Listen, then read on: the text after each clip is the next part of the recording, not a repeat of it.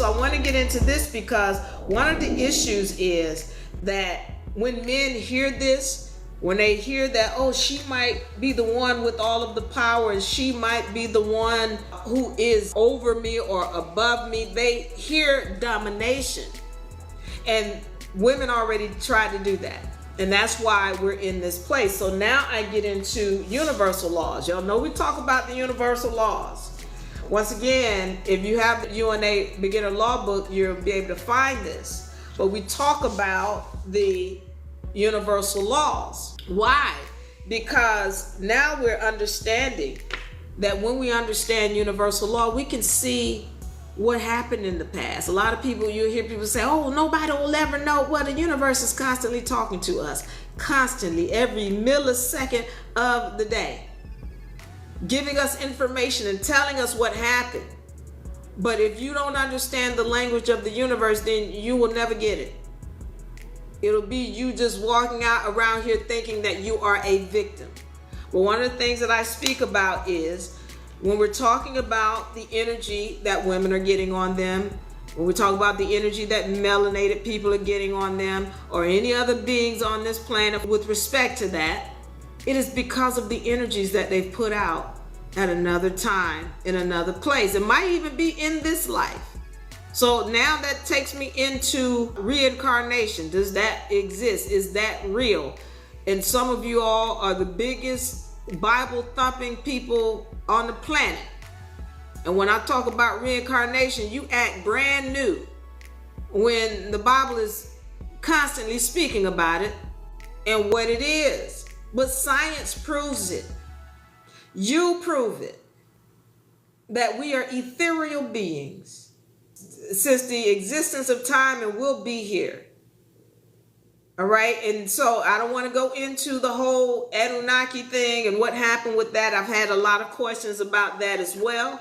And I've answered a lot of them. But let me just say this. When we're talking about the Anunnaki, according to my research, those are the so-called gods, plural, of the Bible. See, what happened with this Bible is that one of these Anunnaki had an ego trip, and so he wanted to take responsibility and credit for everything that all of the other gods did.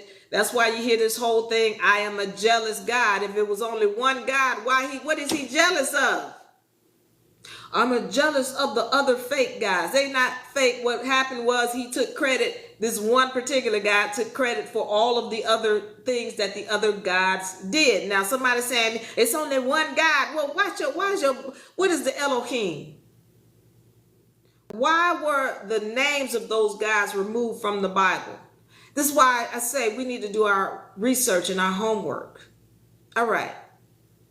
So I needed to preface that, so that we're understanding all of these things that are showing proof and backing the things that I'm telling you about. All right.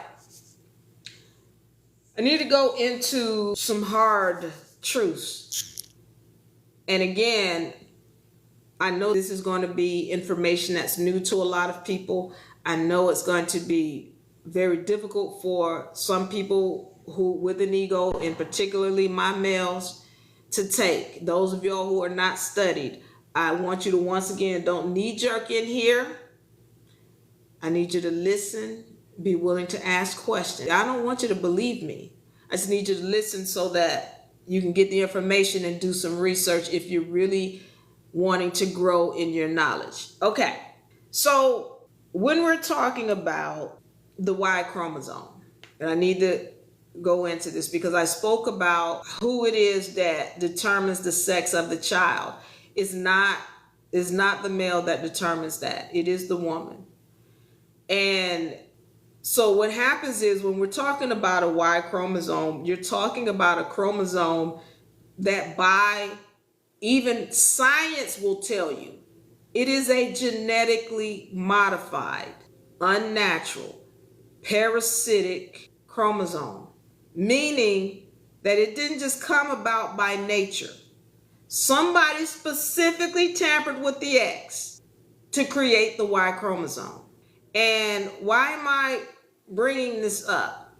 Because one of the things is when we're talking about the male, we don't know what this being is. You have to understand the nature of being that's carrying a Y chromosome. And if you don't know the nature of it, then you don't have respect for it. You're trying to do business with something and you don't understand what it is. It's just like when you're talking about light skin. Light skin is a genetically modified entity. Don't get mad at me, light-skinned people. I'm just giving you what the facts are. That's why they call it recessive.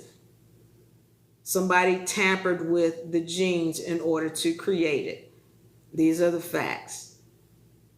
Now, getting back to the Y chromosome, one of the things that I need to speak on concerning this chromosome is that it is an unstable chromosome, the Y chromosome.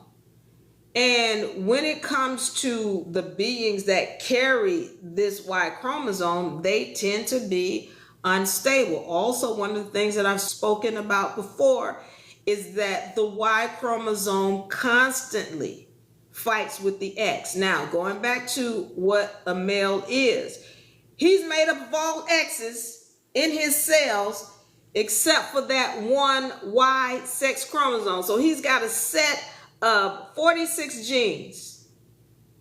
All of them are X's except for that one Y chromosome. And that Y chromosome stays fighting within him. The Y chromosome within him stays fighting with the X. Stays fighting.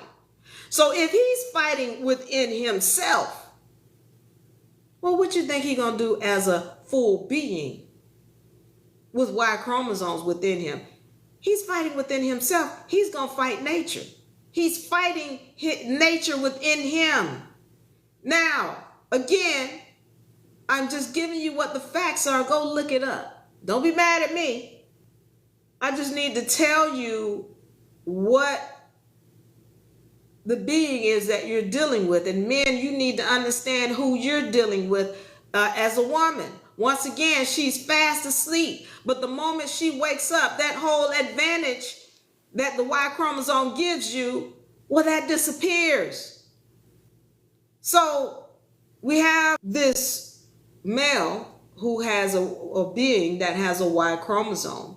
Once again, it tends to be an unstable being. It tends to be a parasitic being. It tends to be a very aggressive being. We know all kind of GMO beings. So when we talk about GMO corn, for example, what is the nature of GMO beings? Well, what they're going to do is take over that which created it, the original. This is why you got those so-called African killer bees. They tend to find honeybees and they kill them.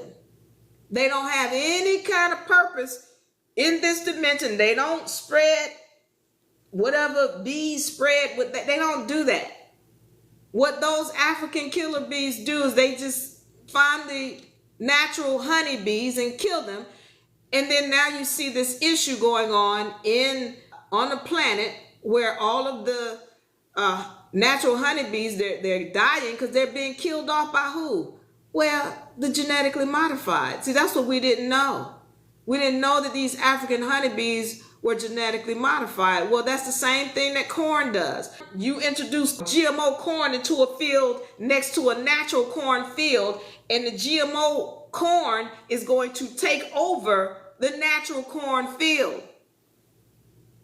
And once that happens, there's no more